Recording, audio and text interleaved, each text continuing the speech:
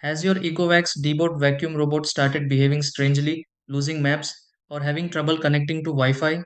Many users experience navigation issues, app errors, or unresponsive controls after software updates or long periods of use. Fortunately, a factory reset can often restore the vacuum to its original settings and resolve these problems.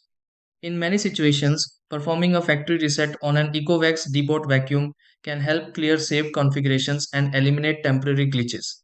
Before assuming the vacuum is defective or changing random settings, these are the steps you can try to fix this and return the robot to its default state.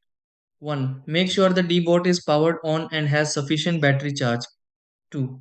Locate the reset button or access the reset option for your specific model. 3. Press and hold the required button until the voice prompt or indicator light responds. 4. Wait while the robot restarts and erases its previous settings. 5.